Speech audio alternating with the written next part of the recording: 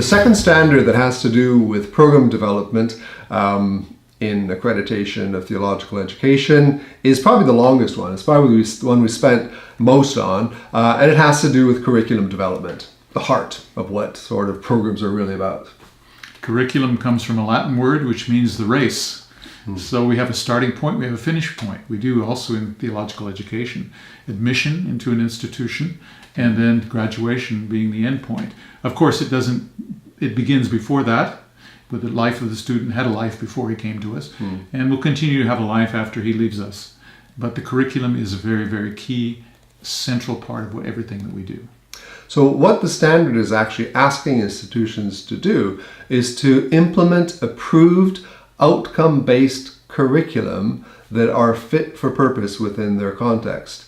Now, that sentence is a real mouthful. So the one first element is that these are approved curricula. So there's a process that the school actually goes through, often an internal quality assurance process, then an accreditation process to get a curriculum approved. So they're well thought out, and they're also externally evaluated curriculum. And then a second component is that learning outcomes are at the heart of the curriculum. So in a sense, curriculum start from the end. You look at the learning outcomes, you look at the graduate profiles, and then you work backwards to say, okay, to achieve these particular outcomes, what should a curriculum look like? So a lot has been written on curriculum design, and basically what this standard is asking is that quality has happening in the design of the curriculum in theological education.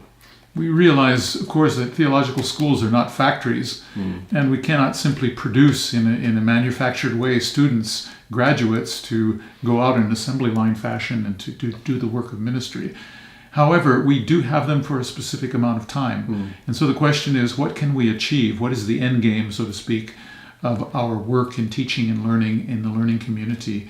And we try to determine those in advance and then do everything we can over time, that period of time that we have before us, to work with them in achieving those outcomes.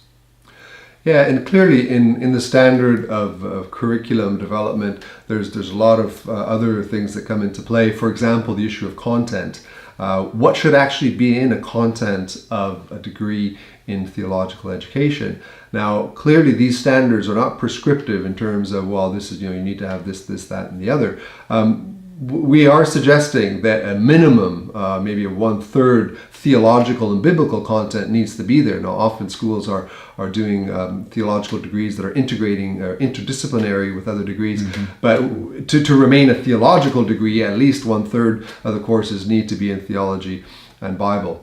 We also discussed the issue of level.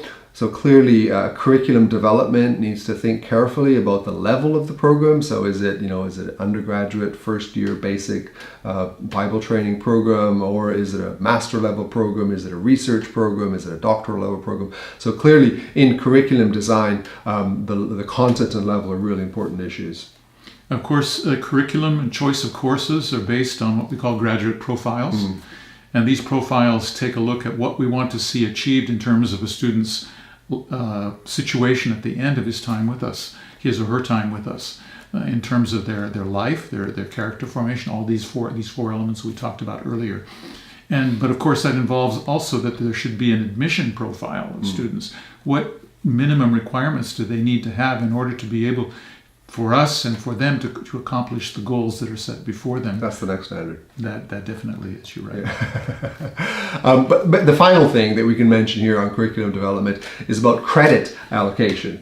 And there is a final standard, you will remind me, on credit, and we'll come to that in a minute. But what we're saying here in the area of curriculum development is, how do you allocate credit to what do you allocate credit within a curriculum? So just a couple of thoughts here. One is coming back to the 4 elements we discussed in the holistic integration standard, that schools consider allocating credit not only for academic and ministry training, but to find ways to also allocate credit for what sometimes are seen as the extracurricular elements of spiritual formation and character education. So to bring those into the curriculum and find ways to allocate credit to these other components as well that tend to be left on the side.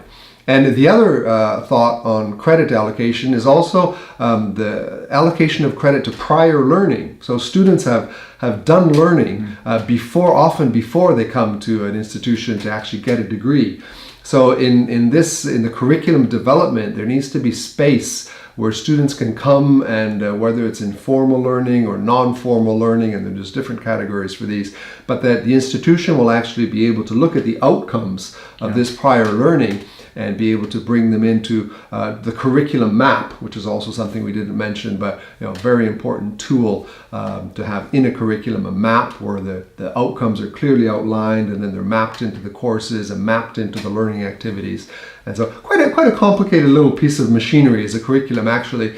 And what we're trying to do with this standard is to nudge our theological schools toward having really, really solid curricula.